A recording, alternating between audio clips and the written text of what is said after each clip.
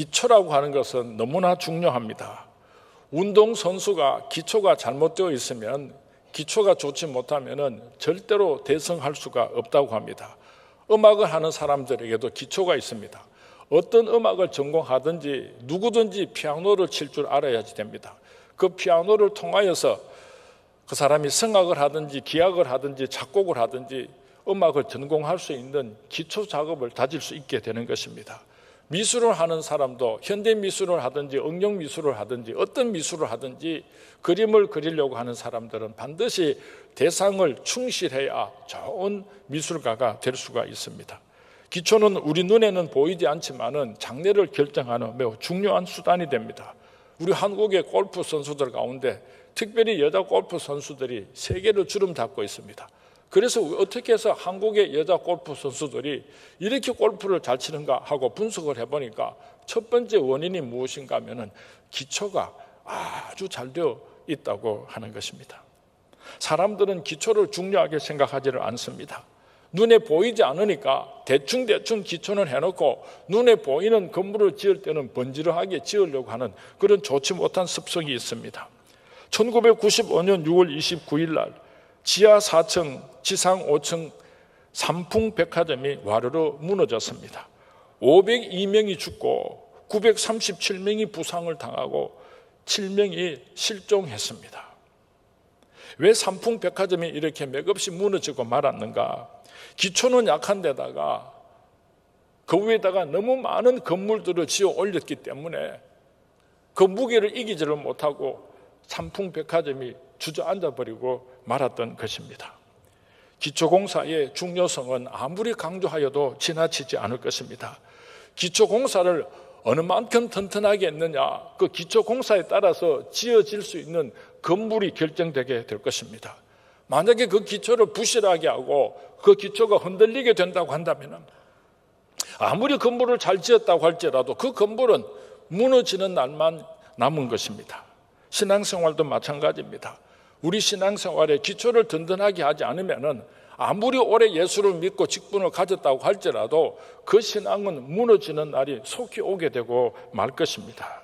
아무리 의인이라고 할지라도, 아무리 많은 사람들에게 칭찬받고 존경받는 사람이라고 할지라도 그 믿음의 터가 흔들리게 되면은 바람이 불고 창수가 나는 날 그 집은 와르르 무너지는 집이 되고 말 것입니다. 그래서 성경 말씀 마태복음 7장 24절에는 너희들은 집을 짓는데 어디다가 집을 지어야 하는가 하면은 반석 위에 집을 지으라고 그렇게 우리에게 권면을 하고 있습니다. 세상 모든 사람들 집을 짓는 자니 반석 위가 아니면 모래 위에 짓네. 우리 구주 오셔서 지은 상을 줄 때 세운 공역 따라서 영영상 벌 주리. 잘 짓고 잘 지세 우리 집 잘 지세 만세 반석 위에다 우리 집 잘 지세. 예수 믿는 사람의 신앙의 기초는 신앙 고백입니다. 이 신앙 고백 위에 우리 모든 이 세상의 그리스도인들은 거룩한 성전을 지어가는 것입니다.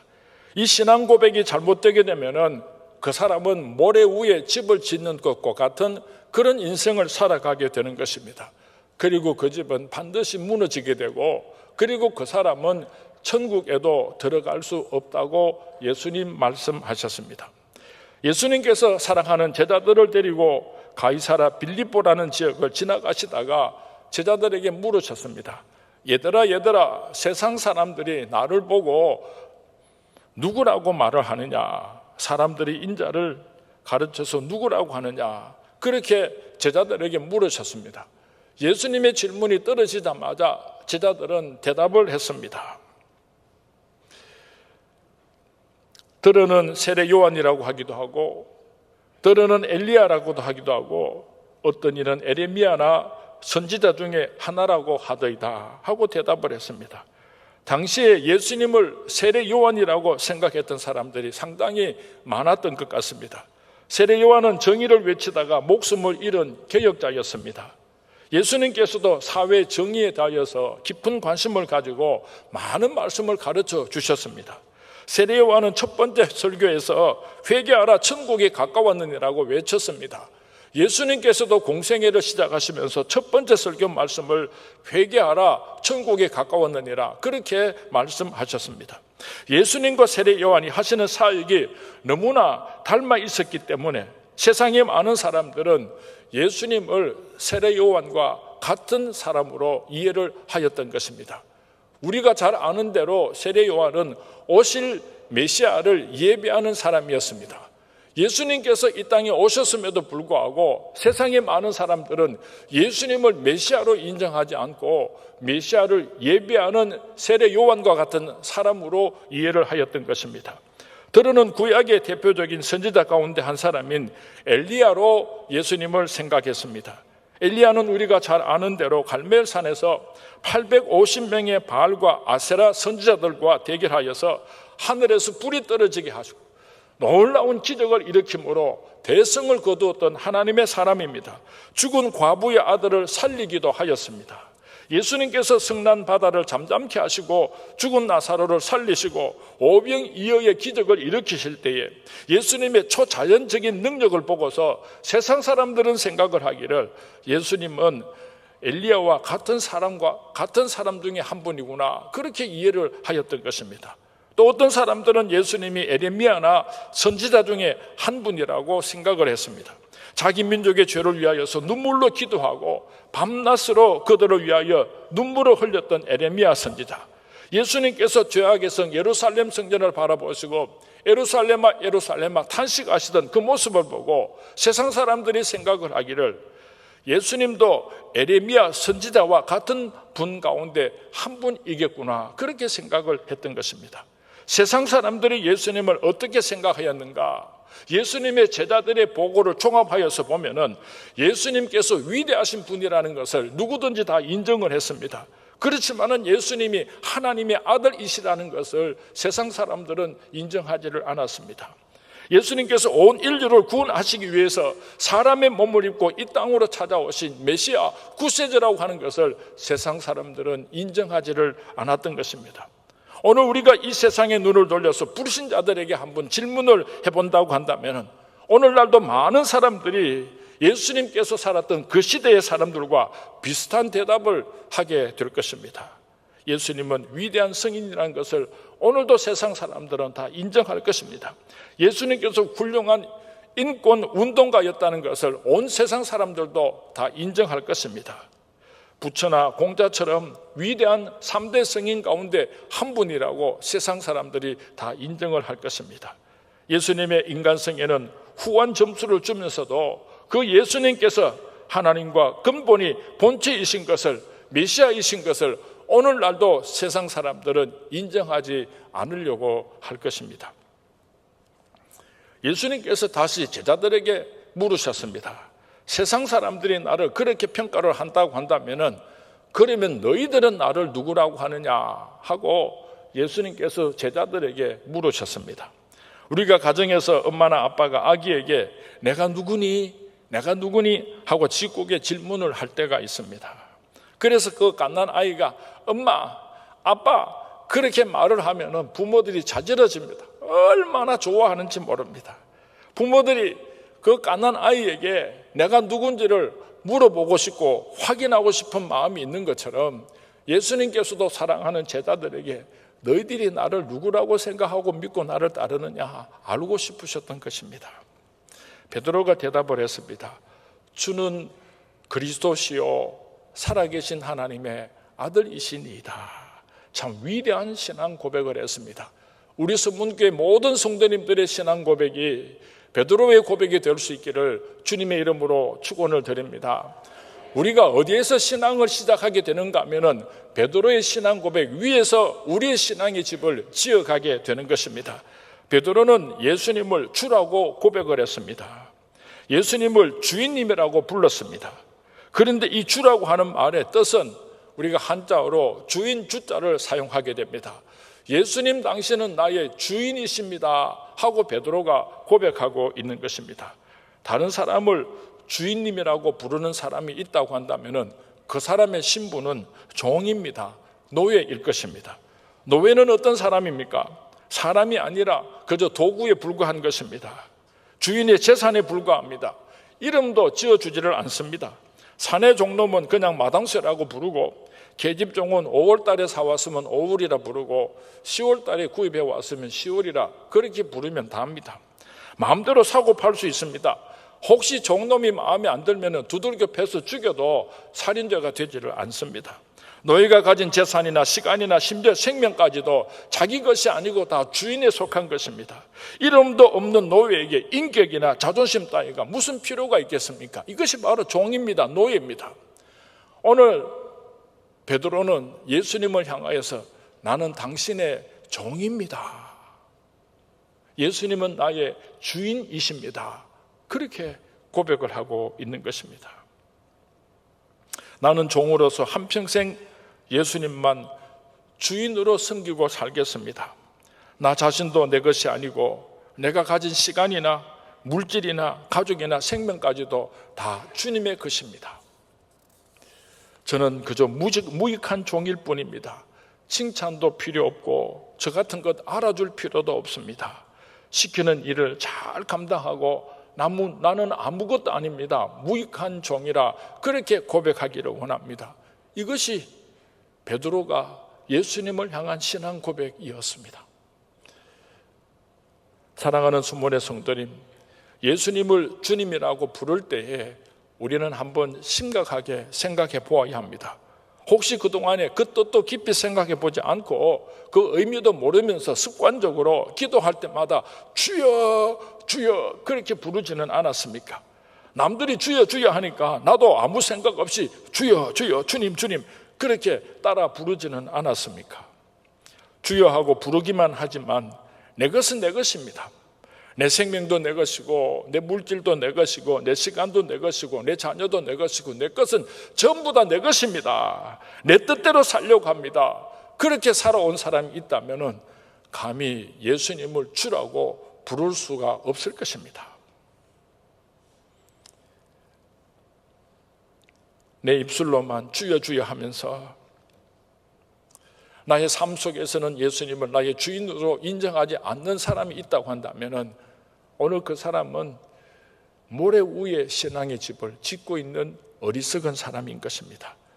언젠간 슬피 울며 이를 가는 날이 있을 것입니다. 가슴을 치며 통곡하는 날이 올 것입니다. 베드로는 예수님을 그리스도라고 고백하였습니다. 헬라어로는 그리스도, 히브리어로는 메시아입니다. 똑같은 뜻을 가지고 있는데 기름 부음을 받은 자라는 뜻을 가지고 있습니다. 베드로는 예수님을 향하여서 예수님 당신은 인류를 구원하기 위하여서 하나님께서 기름 부어 이 땅으로 보내신 그리스도이십니다. 메시아이십니다. 구세주이십니다. 라고 고백하였던 것입니다. 구약에서 보면은 기름 부음 받은 자들이 세 사람이 있는데 첫 번째는 선지자입니다. 두 번째는 제사장입니다. 세 번째는 왕입니다. 이들은 공통점이 있는데 하나님과 이스라엘 백성들을 연결하는 연결 통로의 역할을 감당했다고 하는 것입니다. 선지자는 이스라엘 백성들에게 하나님의 말씀을 전달하는 역할을 했습니다. 제사장은 이스라엘 백성들을 대표해서 하나님께 제사를 올려드리는 역할을 감당을 했습니다. 왕은 하나님을 대신해서 이스라엘 백성들을 다스리는 역할을 감당을 했습니다. 구약시대의 기름 부음을 받은 자들은 하나님과 인간 사이를 연결시켜주는 연결 통로로서 쓰임을 받은 사람들이었습니다. 예수님이 그리스도라고 고백하는 이 말씀의 의미 속에는 예수님은 나와 하나님을 연결시켜주시는 통로이십니다. 예수님 당신은 나의 선지자이시며 예수님 당신은 나의 제사장이시며 예수님 당신은 나의 왕이십니다고 고백하는 것입니다. 여러분들이 저를 부를 때에 이상민 이렇게만 부르지 않으시고 이상민 목사라고 불러주십니다. 이상민은 제 이름이고 목사는 제 직분입니다. 그러므로 이상민 목사라고 부를 때는 그 뜻은 이상민 목사입니다 라고 하는 뜻을 가지고 있는 것입니다. 똑같이 우리가 예수 그리스도라고 신앙 고백을 하게 될 때는 예수님은 그리스도이십니다는 고백의 의미를 담고 있는 것입니다. 지금은 사도신경처럼 긴 신앙 고백이 존재하고 있지만은 초대교회에는 단 2마디의 신앙 고백만이 존재를 했습니다. 예수님은 그리스도시다, 예수님은 메시아시다. 이 신앙 고백이 초대교회 성도님들의 유일한 신앙 고백이었습니다. 이 신앙 고백이 우리 서문교회 모든 성도님들의 신앙 고백이 될 수 있기를 주님의 이름으로 축원을 드립니다. 예수님은 그리스도이시다, 이 말의 의미를 우리가 바로 알고 있었다면은 우리가 예수님을 부를 때 함부로 예수 그리스도를 가벼이 부를 수가 없을 것입니다. 예수 그리스도를 말하면 그 말 속에는 예수님은 나의 구세주이십니다고 하는 확실한 나의 신앙 고백을 담고 있는 것입니다. 그러니 앞으로 예수 그리스도라고 부를 때는 반드시 내 안에 참된 구원의 확신이 있는지를 한번 돌아보아야 할 것입니다. 나는 정말 예수님을 나의 유일한 구세주로 믿고 있는가 생각을 해보신 후에 예수 그리스도는 나의 구세주라고 고백하는 우리 서문의 모든 성도님들이 될 수 있기를 주님의 이름으로 축원을 드립니다. 어떤 사람이 서울에서 대구로 가는 고속버스를 탔답니다. 그리고 저녁에 버스를 탔기 때문에 한숨 잠을 자고 일어나니까 버스에서 안내방송이 흘러나왔습니다. 여러분들께서 내리실 목적지 광주에 도착하였습니다. 내리실 때에는 이런 물건이 없이 잘 돌아가시기 바랍니다 하고 안내 멘트가 나왔습니다. 그러니까 버스에 타고 있던 승객들이 난리가 났습니다. 대구로 가려고 버스를 탔는데 어떻게 해서 광주에 도착했단 말인가, 난리법석이 벌어졌습니다. 그런데 사실을 알고 보니까요, 버스 운전수가, 광주로 가는 버스 운전할 기사가 대구로 가는 버스를 몰고는 광주로 간 것입니다. 이 지금 말을 제가 잘 설명했는지 모르겠는데 하여간에 이 버스 기사가 지금 잘못 알고 그 버스를 엉뚱한 곳으로 몰고 갔던 것입니다. 어떻게 실제 이런 일이 일어날 수가 있겠습니까마는 인도자 한 사람이 잘못되면은 그를 따라갔던 수많은 사람들이 엉뚱한 곳으로 가게 된다는 이야기입니다. 우리가 길을 잘못 들었다고 한다면 돌이키면 됩니다. 버스를 잘못 탔으면 또 돌아오는 버스를 타면 됩니다. 내비게이션이 잘못하여서 엉뚱한 곳으로 안내했다고 해가지고 너무 신경질 내지 마시기 바랍니다. 암만 잘못 가보았자 손바닥만한 한반도 한가운데 있으니까 돌아서 가면 됩니다. 그러나 영혼의 내비게이션이 잘못되어 있다면 여러분 어떻게 되겠습니까? 내가 천국 가는 열차를 탔는데 도착해서 보니까 지옥에 도착해 있으면 이거 어떡하겠습니까? 성경 말씀에 다른 이로서는 구원받을 수 없나니 천하 사람 중에 구원을 받을 만한 다른 이름을 우리에게 주신 일이 없음이라 하였더라. 사도행전 4장 12절의 말씀입니다. 다른 이름은 없습니다. 우리를 천국으로 인도할 구원자는 오직 예수 그리스도밖에 계시지를 않습니다. 만약에 여러분들이 생각을 할 때에 꼭 예수만 믿어야 천국 가는 것이 아니라 어떤 종교, 어떤 신을 믿어도 열심히 신앙생활하면은 결국은 우리가 천국에서 만나게 될 것이다, 이렇게 생각을 하고 예수를 믿는 사람이 있다고 한다면은 그 사람은 모래 위에다가 집을 짓고 있는 사람입니다. 결단코 그 신앙을 가진 사람은 천국에 들어갈 수가 없을 것입니다. 예수님은 나의 그리스도이십니다. 선지자이시기만 한 것이 아니라, 제사장이시기만 한 것이 아니라, 왕이시기만 한 것이 아니라 나의 선지자이시며 나의 제사장이시며 나의 왕이 되신 진정한 예수 그리스도이십니다.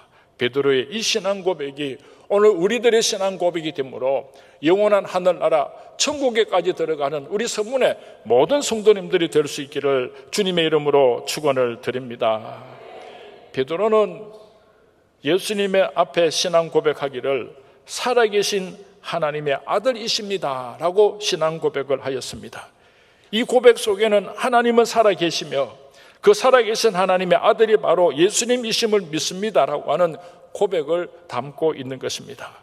베드로는 예수님에 대하여서 살아계신 하나님의 아들이시니다고 고백을 하였는데, 여기서 살아계신이라고 하는 말의 그 의미는 현재 분사형으로서 예수님은 과거에도 살아계시고, 예수님은 오늘 현재도 살아계시고, 예수님은 영원히 미래에도 살아계실 분이십니다 라고 하는 뜻이 되는 것입니다. 이 고백 속에는 예수님 당신은 나의 구세주이십니다, 예수님은 나의 주인이십니다, 예수님은 온 인류를 구원하기 위하여 사람의 몸을 입고 이 땅으로 찾아오신 구원자이십니다, 예수님은 오늘도 살아계신 하나님의 아들이십니다. 짧은 신학 고백 속에는 이런 귀한 뜻들을 담고 있는 것입니다. 예수님의 신성과 예수님의 인성과 예수 그리스도의 메시아 되심을 고백하고 있는 것입니다.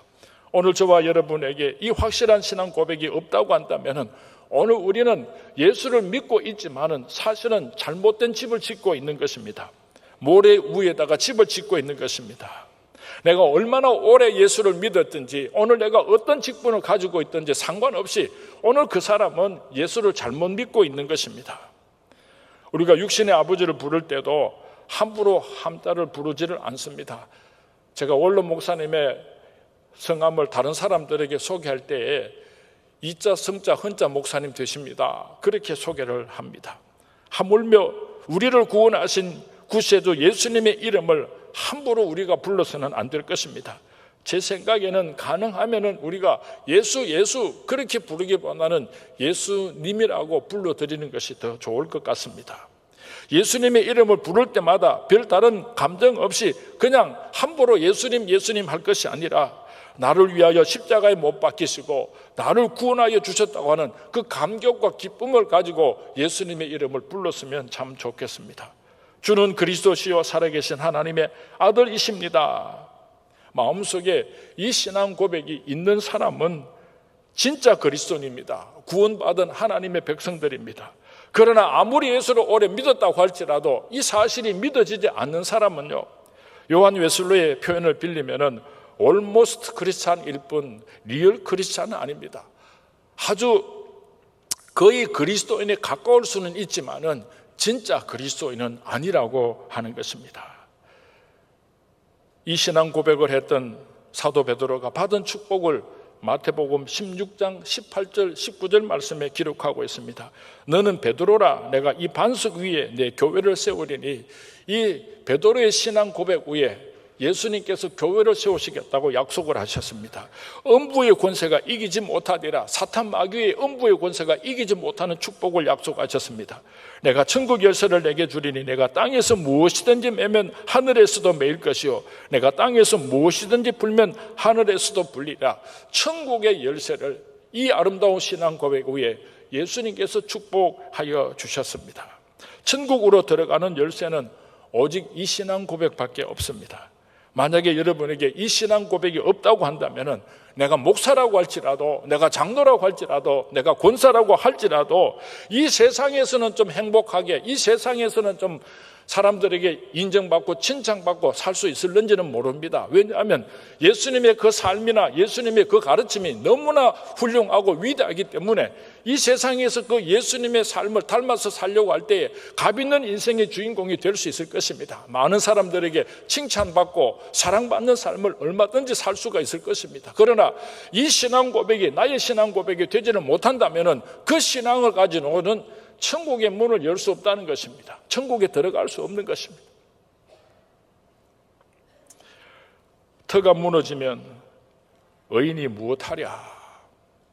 내가 오랫동안 예수를 믿고 신앙생활을 하고 높은 탑을 쌓아 올렸는데 그 터가 무너지면 내가 쌓은 그 모든 공든탑이 다 무엇이 되겠느냐고 예수님은 오늘 우리에게 묻고 계십니다.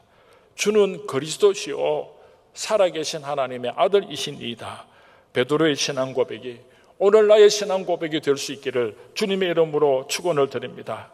그리하여 이 땅에 살면서 그리스도인이라고 하는 새로운 이름을 가지고 살아갈 수 있게 되기를 바랍니다. 그리하여 여러분의 몸이 거룩한 성전으로 지어갈 수 있게 되기를 주님의 이름으로 축원을 드립니다. 그리하여 음부의 권세를 넉넉히 이기면서 승리하며 살아갈 수 있게 되기를 주님의 이름으로 축원을 드립니다. 그리하여 천국의 열쇠를 가지고 축복된 삶을 살아가시는 하나님의 거룩한 백성들이 될 수 있기를 주님의 이름으로 축원을 드립니다. 어저께 밤에 설교 말씀을 준비하면서 제게 고민이 하나 있었습니다. 오랫동안 예수를 믿었는데 이 신앙 고백을 가지지 못하고 그냥 열심히 신앙생활 한 사람들에게 무엇이라고 말씀을 드려야지 되겠는가, 참 고민이 많았습니다. 그래서 건물 안전 검사를 해서 그 건물이 아주 잘 지어졌는데 그 기초가 흔들리고 금이 갔을 경우에는 어떻게 하는가 하고 인터넷을 검색을 해보니까 건물 안전 검사를 해서 그 기초가 잘못되어 있으면 보수 공사를 하면 된답니다.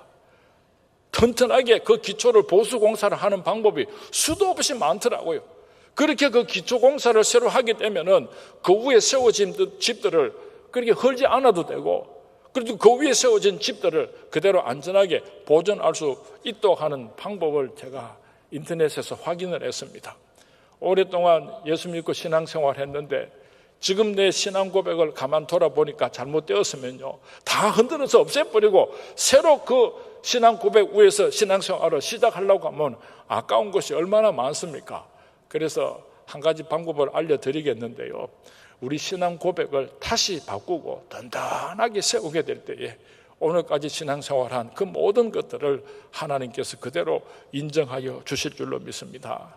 잘 짓고 잘 지세, 우리 집 잘 지세, 만세 반석 위에다 우리 집 잘 지세. 여러분, 익투스라고 하는 물고기를 여러분 기억하고 계십니까? 예수 믿는 사람들이 자동차에다가 물고기를 달고 다닙니다. 또 예수 믿는 사람들이 목걸이에 물고기 모양을 달고 다니는 사람들도 많이 있습니다. 그러나 이 물고기가 무엇을 뜻하는지를 분명히 알고 그렇게 달고 다니는 사람들이 그렇게 많지를 않은 것 같습니다. 익투스라고 하는 이 글자는요, 예수, 예수서, 그리스도, 그리스도, 하나님, 데오, 아들, 휘오스, 구세주, 소테르, 이 5 단어의 첫 글자를 모아서 만든 글자가 바로 이 익투스라고 하는 단어이고, 이 익투스는 바로 고기를 의미하는 것입니다. 그리고 이 5 글자를 모아 놓으면 어떤 뜻이 있는가 하면은 예수 그리스도는 하나님의 아들이시며 구원자이시다 라고 하는 뜻을 가지고 있습니다. 여러분들이 이 물고기 모양을 가지고 있을 때 이 신앙 고백이 있어야 됩니다. 예수 그리스도는 하나님의 아들이시며 구원자이시다. 이 신앙 고백을 가지고 익투스라고 하는 물고기를 우리가 달고 가지고 다닐 수가 있는 것입니다. 초대교회 성도님들이 심하게 박해를 받았습니다. 심지어는 예수 믿는 사람들을 잡아 죽였습니다. 그래서 예배를 드릴 수 있는 특별한 장소가 필요했고, 특별하게 예수 믿는 사람들이 모여야 할 필요가 있습니다. 그런데 어떻게 하면 저 사람이 예수 믿는 사람인지를 확인할 수가 있는가 하면은 시장 같은 데 나가서 길바닥에다가 한 사람이 고기 한 모양을 이렇게 그립니다. 발로 가지고 썩 그리고 나면 지나가던 다른 사람이 와서 그 밑에 고기 한 부분을 썩 그려 넣습니다. 그렇게 되면 물고기가 그려지잖아요. 그러면은 당신이 예수 믿는 사람입니까? 나도 예수 믿는 사람입니다 하고 동의를 하는 것입니다. 그럴 때 그 사람들이 모여서 함께 예배를 드릴 수가 있었던 것입니다. 초대교회 성도님들이 예수 그리스도는 하나님의 아들이시며 구원자이십니다 신앙 고백했던 그 증표가 바로 물고기 모양인 것입니다. 우리 선문계 성도님들의 심령 속에 이 물고기 모양이 그려질 수 있었으면 좋겠습니다. 예수님을 생각할 때마다 예수 그리스도는 하나님의 아들이시며 구원자이십니다, 이런 아름다운 신앙 고백을 올려드릴 수 있는 우리 서문의 모든 성도님들이 될 수 있기를 주님의 이름으로 축원을 드립니다. 주님의 이름으로 축원을 드립니다. 성경 말씀 마태복음 7장 21절에서 27절까지 말씀을 오늘 결론의 말씀으로 드리겠습니다. 주신 말씀을 생각하면서 우리 마태복음 7장 21절에서 27절까지 말씀 함께 봉독하도록 하겠습니다. 시작. 나더러 주여 주여 하는 자마다 다 천국에 들어갈 것이 아니요 다만 하늘에 계신 내 아버지 뜻대로 행하는 자라야 들어가리라. 그날에 많은 사람이 나더러 이르되 주여 주여 우리가 주의 이름으로 선지자 노릇하며 주의 이름으로 귀신을 쫓아내며 주의 이름으로 많은 권능을 행하지 아니하였나이까 하리니 그때에 내가 그들에게 밝히 말하되 내가 너희를 도무지 알지 못하니 불법을 행하는 자들아 내게서 떠나가라 하리라. 그러므로 누구든지 나의 이 말을 듣고 행하는 자는 그 집을 반석 위에 지은 지혜로운 사람 같으리니 비가 내리고 창수가 나고 바람이 불어 그 집에 부딪히되 무너지지 아니하나니 이는 주추를 반석 위에 놓은 까닭이요 나의 이 말을 듣고 행하지 아니하는 자는 그 집을 모래 위에 지은 어리석은 사람 같으리니 비가 내리고 창수가 나고 바람이 불어 그 집에 부딪힘에 무너져 그 무너짐이 심하니라. 사랑하는 순문의 성도님, 오늘 나는 어떤 터 위에다가 거룩한 성전을 지어가고 있습니까? 베드로의 신앙 고백 위에 우리의 성전을 지어갈 수 있게 되기를 바랍니다. 베드로는 신앙 고백했습니다. 예수님은 나의 주인이십니다. 예수님은 나의 메시아이십니다. 그리스도이십니다. 예수님은 살아계신 하나님의 아들이십니다. 고백을 했습니다. 이 신앙 고백으로 이 땅에 살면서 천국 문을 여시고 영원한 하늘나라 천국의 주인공들이 될 수 있기를 주님의 이름으로 축원을 드립니다. 주님의 이름으로 축원을 드립니다.